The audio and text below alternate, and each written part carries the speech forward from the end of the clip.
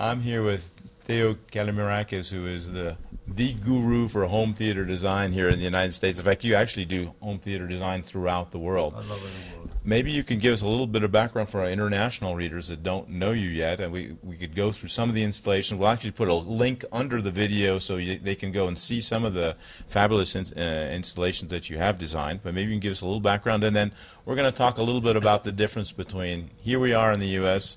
and what you've seen while you're doing your travels around the world. We started doing theaters professionally in 1990, but before that I did the way I started and the way this industry started is almost by accident. I did the theater for myself. I was a very big movie buff, and I turned the basement of a theater, of an apartment that I had in Brooklyn, into a theater, and that got noticed in the press. It was the very first time that someone that's not Hollywood related, someone that's not a producer that has access to film, put two rows of seats together in a big screen in a space that was dedicated to watch movies, and it wasn't a living room or a family room or any other multi-use room.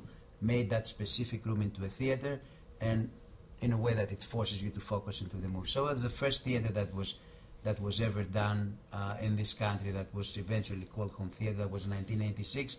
It was my theater, so I was lucky to get some press, and people started reading about it, and one thing led to another. I was asked to do the same thing in other people's homes, which I kind of resisted originally because I wasn't a trained architect. I was working as an art director these days. So I finally, 2 years later, when the noise persisted, you know, in the States, when you have an article about you, it's syndicated and other papers picked it up, and before you know, it kind of multiplies, and so did the request for theater. So I did, in 1999, I finally said I'm going to get the first client. I got the first assignment. I did it while keeping my day job. I didn't think that was really something that would catch up. I thought it was just a crazy concept. Some crazy kid from Brooklyn had to play a movie exhibitor, and I didn't think there were other crazy people to do it, but I was wrong.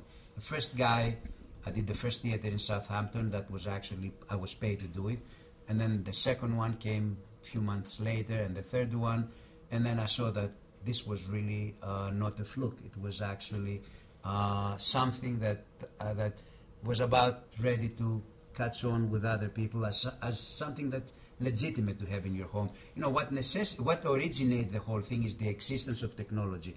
Before 1980, there was no way to get something in your house that allows you to see a full movie that you see in the theaters unless you watch TV.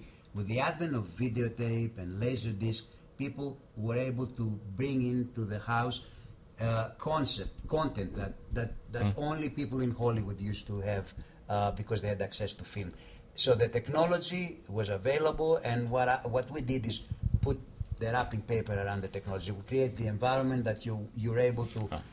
Very nice wrapping paper, though. Thank you. I studied the old movie theaters. I realized that these places were not just blank rooms like the multiplex are today. They were very sophisticated environments that enhanced the pleasure of watching a movie. They were oversized appetizers, so to speak, for watching the movie. They prepared you. They put you into the right mood. So that's the basic concept behind home theater, our home theater or everybody else's home theater. It facilitates the enjoyment. It makes you be more receptive to what's on the screen. So back to my story, I started doing it, started a company, and we went from 2 theaters a year to 5 theaters to 10 theaters, and that got us around 1994, and that's when other people started getting the idea of doing it themselves. Originally, we were the only ones that were doing home theater. Actually, if I ever had those days that someone else was doing a theater that we were not involved, I was depressed because I felt like I should be doing everything. It wasn't practical, and now the word is, of course, is out, and it's being done not only by members of CEDIA, but what we've seen happening in the last 4 or 5 years, designers and architects are getting the hang of it, and they're doing it one after the other. So it's much more widespread practice. Now, it's not anymore a freaky thing to have a theater in a house. It's not such a novelty. It's actually almost a requirement in high-end homes. You expect to have a media room and a theater, and because designers and architects doing the rest of the house, they're doing the theater, and you see this kind of proliferation that up until a few years ago I thought it was going to be impossible. It wasn't going to happen. Well, based on your experience, Obi, you've done a lot of installations in the United States, but around the world.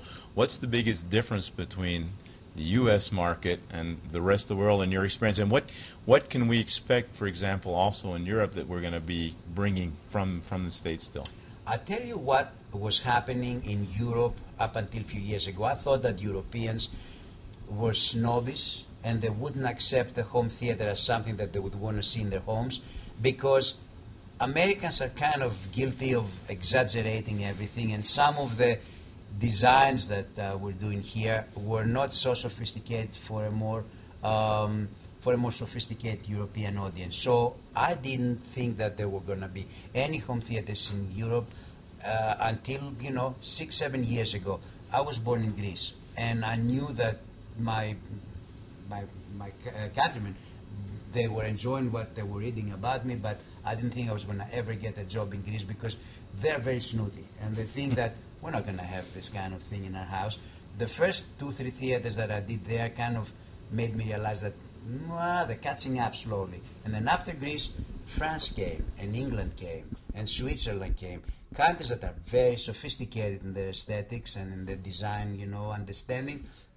And when I saw that, I sensed that what was a barrier, Americans was looked down upon from the Europeans because as too flashy and too Las Vegas and what have you. Europeans started catching up, and right now the thing has become so prominent abroad that we personally, as a firm, we almost get half of our business from countries outside the United States, which if you told me that it was going to happen this way a few years ago, I would say that's a dream.